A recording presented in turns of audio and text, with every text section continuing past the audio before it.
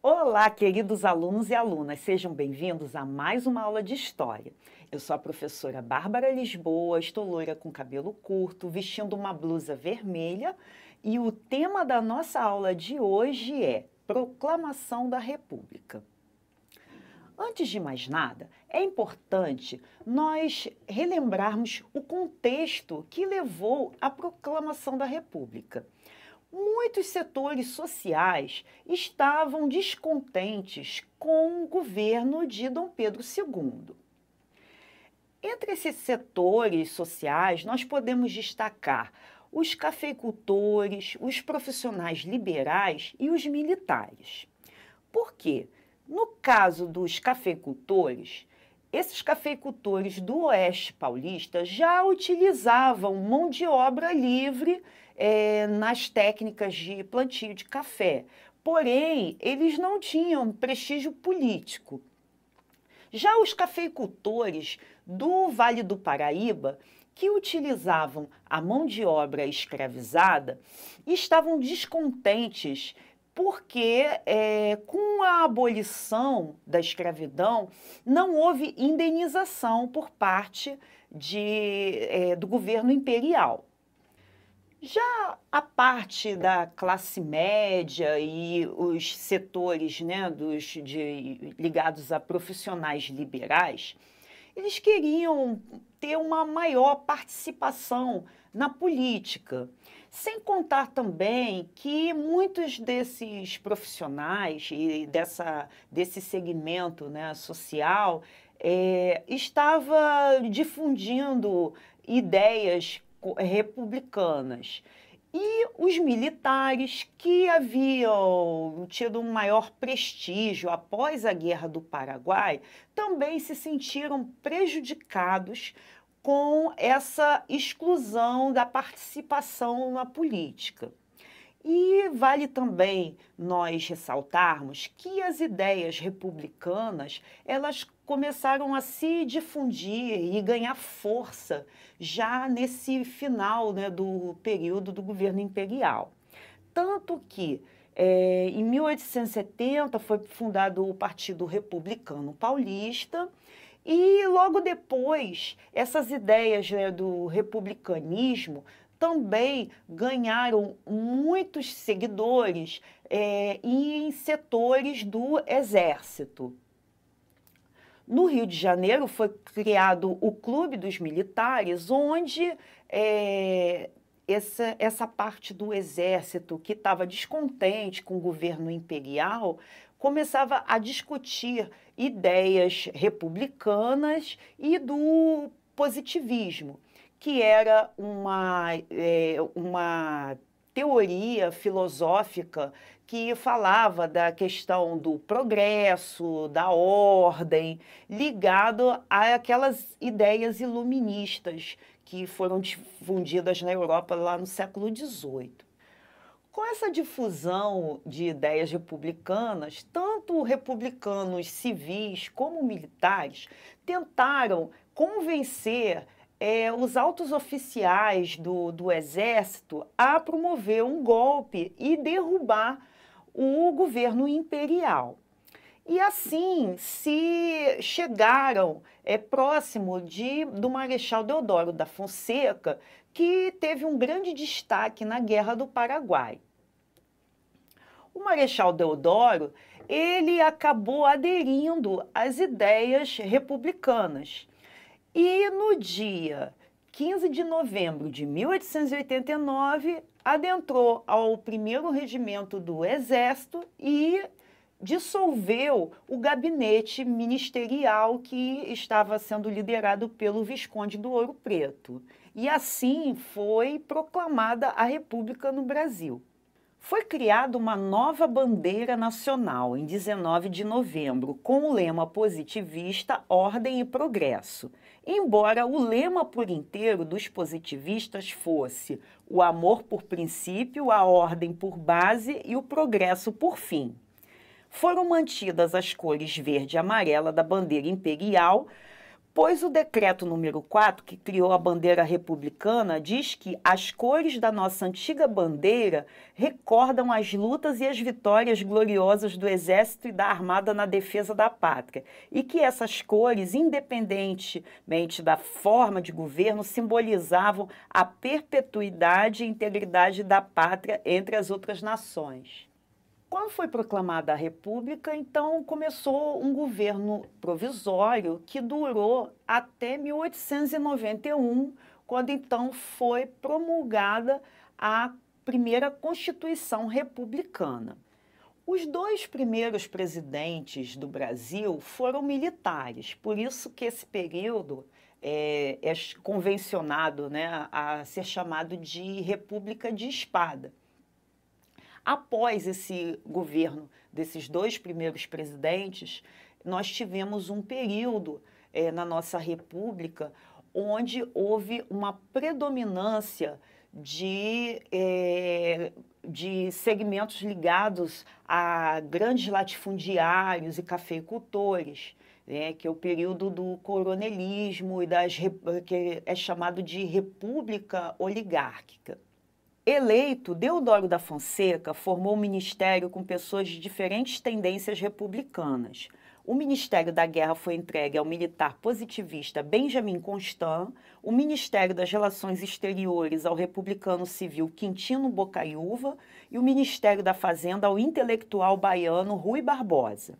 Na gravura, vemos um novo ministério, Aristides Lobo, ministro do Interior, Eduardo Vandenkolk, ministro da Marinha, tenente-coronel Benjamin Constant, ministro da Guerra, marechal Deodoro da Fonseca, presidente da República, Quintino Bocaiúva, ministro de Negócios Estrangeiros, Demétrio Ribeiro, ministro da Agricultura e Rui Barbosa, ministro da Fazenda. No primeiro governo republicano, já ocorreram muitas crises, entre elas a chamada, que foi apelidada de encilhamento, pois o ministro Rui Barbosa criou uma política econômica de tentativa de incentivo à industrialização do país, só que autorizou 4 bancos a emitirem empréstimos para apoiar a criação de empresas e acabou emitindo uma grande quantidade de papel moeda, mas muitos que adquiriram esses empréstimos não criaram empresas reais, e sim empresas fantasmas. O que aconteceu foi uma grande especulação e uma crise econômica muito grande, porque a inflação aumentou e quando muitos desses empreendedores começaram a perceber que eram empresas fantasmas e que não tinham nenhum valor, a inflação subiu muito. Conclusão, os empreendedores, acabaram perdendo seu dinheiro por conta das ações, do valor, das ações ter caído. Muitas empresas faliram e a inflação aumentou por causa da grande circulação de dinheiro sem valor real. No primeiro governo republicano, também foi promulgada a Constituição da República. Foi a primeira Constituição republicana. Essa Constituição tinha algumas diferenças em relação àquela primeira Constituição do Brasil que foi elaborada na época do Império. Entre elas, a gente pode destacar aqui algumas mudanças significativas. O Brasil passou a ser uma república federativa e essa adoção da federação significava que as antigas províncias passaram a ser estados e esses estados passaram a ter uma maior autonomia. autonomia para buscarem empréstimos, para poderem fazer investimentos, para poderem criar algumas leis próprias, né, de cada estado. Até o Código de Processo Penal passou a ser também atribuição de cada estado elaborar, né, o seu próprio.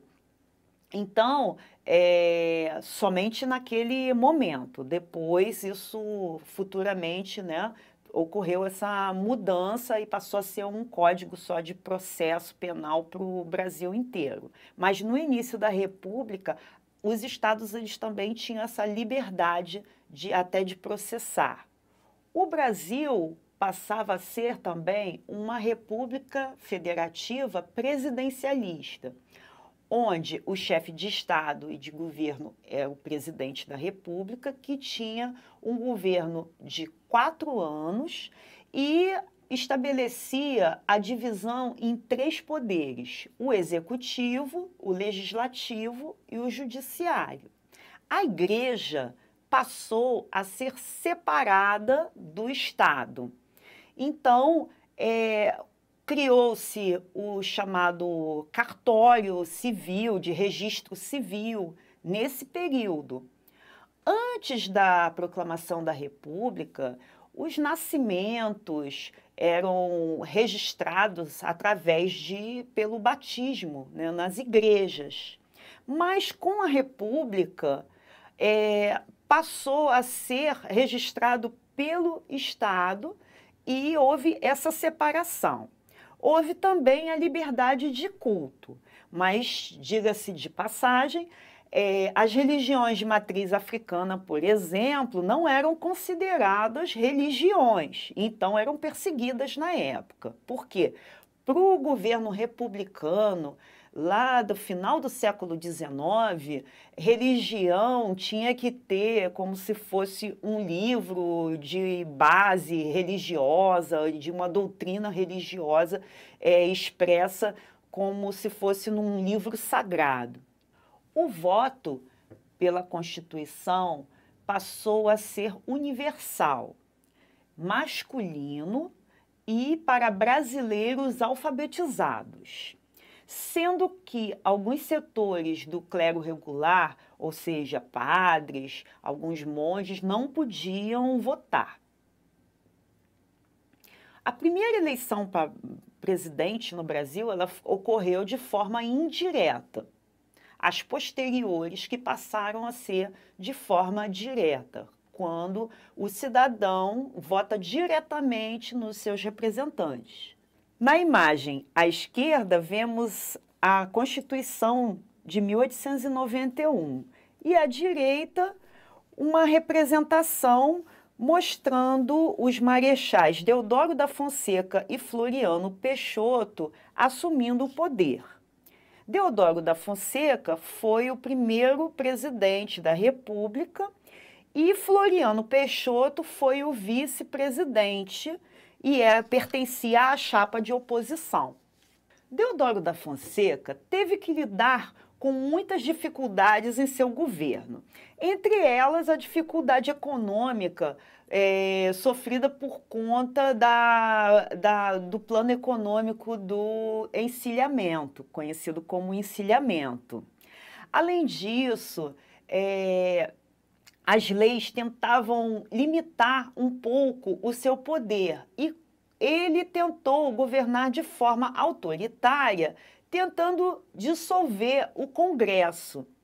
Por conta disso, setores ligados à Marinha e ao seu opositor, que era o Marechal Floriano Peixoto, acabaram se revoltando contra o governo e ocorreu a chamada Primeira Revolta Armada. Pressionado, Deodoro da Fonseca acabou renunciando e quem assumiu foi o vice-presidente Floriano Peixoto. Na imagem, vemos à esquerda Deodoro da Fonseca, o primeiro presidente do Brasil, e à direita Floriano Peixoto, que foi o segundo presidente. Floriano Peixoto reabriu o Congresso e formou um ministério com alguns cafeicultores. Com isso, ele conseguiu apoio, né, de certos setores e promoveu algumas reformas, tabelando preços, diminuindo preços de aluguéis.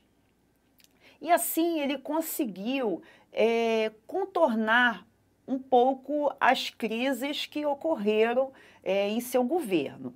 Embora os conflitos nas Forças Armadas ainda existissem, tanto que havia um conflito entre o Exército e a Marinha, e no seu governo ele teve que lidar com a chamada Segunda Revolta Armada promovida pela Marinha. Na verdade, havia disputas de poder entre esses segmentos das Forças Armadas, né? No caso, entre o Exército e a Marinha. No seu governo também, ele teve que lidar com a chamada revolta federalista, né, no Rio Grande do Sul, onde alguns setores tentavam se separar e disputar o poder, queriam mais prestígio político na República. Conseguindo dinheiro com os cafeicultores paulistas, Floriano Peixoto acabou conseguindo contornar tanto a Segunda Revolta Armada quanto a Revolta Federalista no Rio Grande do Sul e assim concluiu o seu governo em 1894. Agora vamos ao nosso desafio? Observe a capa da primeira Constituição da República. Por que aparece Estados Unidos do Brasil? Que tipo de autonomia os estados possuíam com o sistema federativo? Nossa videoaula vai ficando por aqui. E não deixem de acessar o nosso material Rio Educa com auxílio do seu professor ou da sua professora. E também não deixem de assistir às nossas próximas videoaulas. Até breve!